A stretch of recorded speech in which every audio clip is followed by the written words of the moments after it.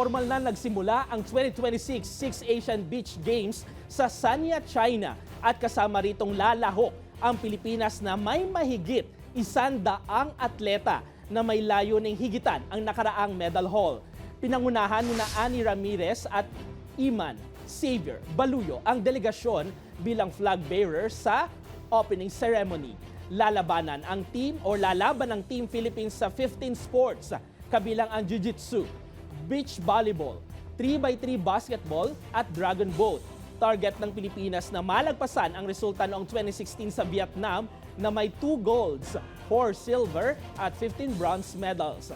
Ayon kay Philippine Olympic Committee President Bambol Tolentino, mahalaga ang torneo bilang paghahanda sa pag-host naman ng bansa sa 2028 sa Cebu.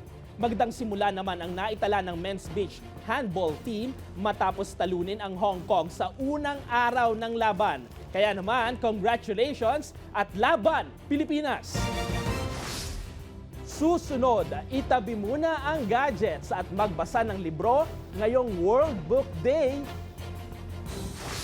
At tandem ni Pinay tennis sensation Alex Ayala at Son Mes wagi sa unang game ng Madrid Open Women's Doubles.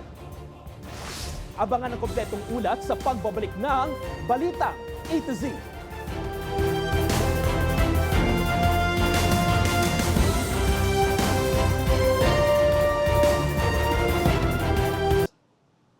Hulasin.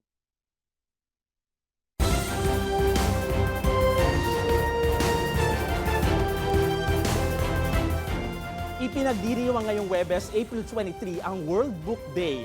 At sa selebrasyon nito sa bansa, naging focus ito ang free access sa mga babasahin at paglinang sa imahinasyon at pag-iisip ng kabataan para matugunan ang mababang reading proficiency sa bansa.